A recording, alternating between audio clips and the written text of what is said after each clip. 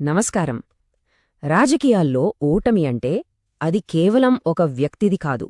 అది ఓటర్లు మనకు చెబుతున్న ఒక కథ. ఆ కథను లోతుగా అర్థం చేసుకోవడమే మన ప్రయత్నం. ఈరోజు మనం కొత్తగూడెం తీర్పును ఒక ఫొరెన్సిక్ బ్లూప్రింట్లా విడమరిచి దాని లోపల ఉన్న పాఠాలను పరిశీలిద్దాం. సరే, ఈ విశ్లేషణను మనం 6 భాగాలుగా చూద్దాం. ముందుగా ఆ ప్రాంతం గురించి తెలుసుకుందాం. తర్వాత అంకెల వెనుక ఉన్న కథేంటో చూద్దాం. ప్రజలేమనుకుంటున్నారో విందాం. తిరిగి ఎలా నిలబడాలనే దానిపై ఒక ప్రణాళికను చూద్దాం. వ్యూహంలో ఉన్న రకరకాల కోణాలను పరిశీలిద్దాం. చివరగా అసలు పాలన అంటే ఏమిటి, దాని అంతిమ లక్ష్యమేమిటి అన్నది చర్చిద్దాం. సరే, మొదటి విభాగానికి వచ్చేద్దాం. ఏ రాజనీతిలకైనా పునాది స్థానికతలోనే ఉంటుంది. అక్కడి ప్రజల మనసు తెలియకుండా, ఆ నేల స్వభావం అర్థం కాకుండా ఏ వ్యూహం పనిచేయదు. అదే మొదటి మెట్టు. ఇదిగోండి, ఇదే కొత్తగూడెం నియోజకవర్గం. ఒకవైపు పట్టణ వాతావరణం, అక్కడి ఆకాంక్షలు, మరోవైపు పల్లెటూరి అవసరాలు, అక్కడి జీవితాలు. ఈ రెండింటి మధ్య నలిగిపోయే ప్రాంతమిది. అందుకే ఇక్కడి రాజకీయం ఎప్పుడూ సంక్లిష్టంగానే ఉంటుంది. ఈ రెండింటినీ బ్యాలెన్స్ చేయడమే అస్సలైన సవాలు. ఏ నియోజకవర్గానికైనా దాని సామాజిక స్వరూపమే గుండెకాయ. ఇక్కడ చూడండి, బీసీలు ఎక్కువ సంఖ్యలో ఉన్నారు. కాని గెలుపోటములను నిర్ణయించేది మాత్రం గిరిజన, దళిత ఓట్లే. ఈ సామాజిక సమీకరణాన్ని ఎవరూ సరిగ్గా అర్థం చేసుకుంటే రాజకీయ చదరంగంలో వాళ్లదే పైచేయి. ఇప్పుడు కొన్ని అంకెలు చూద్దాం. ఓటర్లు దాదాపు 2,44,000. పోలింగ్ 77%. అయితే 2018తో పోలిస్తే కొంచెం తగ్గింది. ఇది ఓటర్లలో పెరుగుతున్న నిరాసక్తత, లేక రాబోయే ఒక పెద్ద మార్పుకు సంకేతమా? ఈ సంఖ్యల వెనుక అసలు కథేంటో ఇప్పుడు చూద్దాం. ఇప్పుడు అసలు విషయానికొద్దాం. 2023 ఫలితం ఎంత పెద్ద మార్పును తీసుకొచ్చిందో ఆ సంఖ్యలనే అడుగుదాం. ఒక్కసారి ఈ చార్ట్ చూడండి. ఎడమవైపు 2018 గెలుపు, కుడివైపు 2023 ఓటమి. ఒకటి చిన్న తేడాతో గెలుపు, మరొకటి భారీ ఓటమి. కేవలం 5 ఏళ్లలో ఇంత పెద్ద మార్పా? ఇది మామూలు ఓటమి కాదు. ఇది ఒక రాజకీయ భూకంపం లాంటిది. ఈ ఒక్క సంఖ్య చాలు మొత్తం కథ చెప్పడానికి. -43,500. సిట్టింగ్ అభ్యర్థి కేవలం 5 ఏళ్లలో కోల్పోయిన ఓట్లివి. ఇంత పెద్ద పతనం ఎలా సాధ్యమైంది? ఇక్కడ ఇంకా స్పష్టంగా చూద్దాం. 2018లో 81,000కు పైగా ఓట్లు సాధించిన సిట్టింగ్ అభ్యర్థికి 2023లో వచ్చింది 37,500 ఓట్లే. అంటే సగానికి పైగా ఓట్లు కోల్పోయారు. అదే సమయంలో ప్రతిపక్షం ఆ వ్యతిరేక ఓట్లన్నింటినీ గట్టిగా కూడగట్టి తన స్థానాన్ని పటిష్టం చేసుకుంది. సరే, అంకెలు ఏం జరిగిందో చెప్పాయి, కాని ఎందుకు జరిగిందో చెప్పవు కదా? ఆ ఎందుకు అనే ప్రశ్నకు సమాధానం ప్రజల గొంతులోనే ఉంది. ఇప్పుడు ఆ గొంతును వినే ప్రయత్నం చేద్దాం. ఈ ఒక్క వాక్యం వినండి.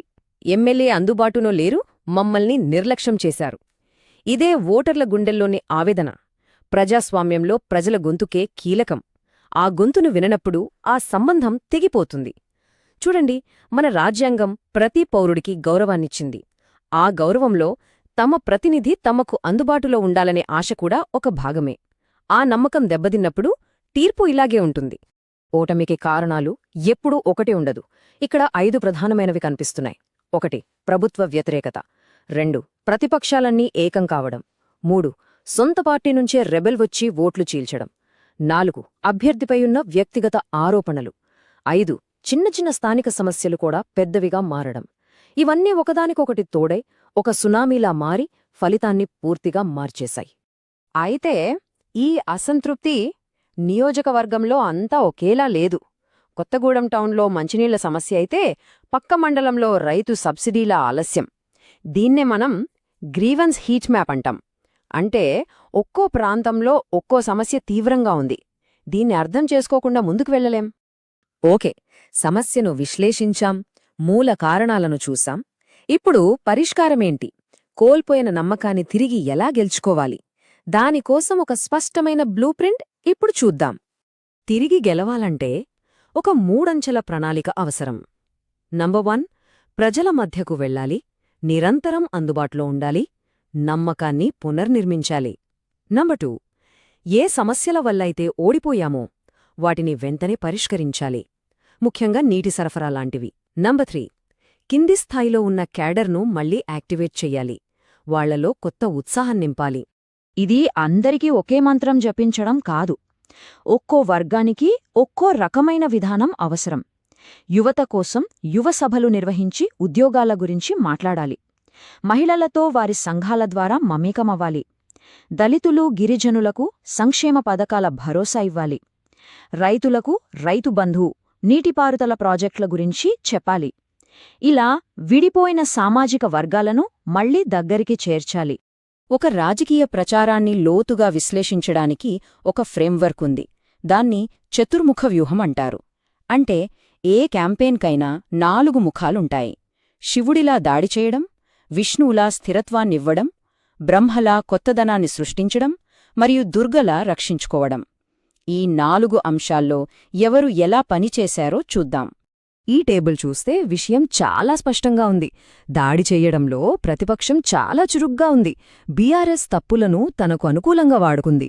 కాని బీఆర్ఎస్ మాత్రం కేవలం డిఫెన్స్కే పరిమితమైంది. కొత్తదనం విషయంలోనూ అంతే. ప్రతిపక్షం కొత్త కథనాన్ని విరిపిస్తే బీఆర్ఎస్ పాత పాటే పాడింది. స్థిరత్వం, రక్షణ ఈ 2 విషయాల్లో కూడా ప్రతిపక్షానిదే పైచెయ్యయింది. ఎన్నికలు గెలవడం ఒక ఎత్తైతే ఆ తర్వాత అసలైన పని మొదలవుతుంది. అదే పాలన. రాజకీయ అధికారం యొక్క అంతిమ లక్ష్యం ఓట్లు కాదు, ప్రజల జీవితాలను మెరుగుపరచడం. మరి పాలనలో ప్రాధాన్యతలేంటి? ఇక్కడ 3 ముఖ్యమైనవి ఉన్నాయి. పట్టణాలకు 24 గంటలు నీళ్లివ్వడం, ఆగిపోయిన పారిశుద్ధ్య పనులు, కమ్యూనిటీ హాళ్లను పూర్తి చేయడం, స్థానిక ఆస్పత్రుల్లో సౌకర్యాలు మెరుగుపరచడం. అయితే ఈ పనులన్నీ చేసేటప్పుడు ఒకటి గుర్తుంచుకోవాలి. ప్రజల సమాచారం చాలా సున్నితమైనది. వారి అనుమతి లేకుండా, వారి ప్రైవసీకి భంగం కలగకుండా కేవలం వారి మంచి కోసమే డేటాను ఉపయోగించాలి. ఇదే బాధ్యతాయుతమైన పాలన. ఈ మొత్తం డేటా, ఈ విశ్లేషణ మనకు ఒకే ఒక విషయాన్ని స్పష్టంగా చెబుతోంది. ప్రజల్లో మార్పు కావాలనే బలమైన ఆకాంక్ష ఉంది. ఆ నమ్మకాన్ని తిరిగి పొందాలంటే ఒక కొత్త ముఖం, ఒక కొత్త ఆరంభం అవసరం.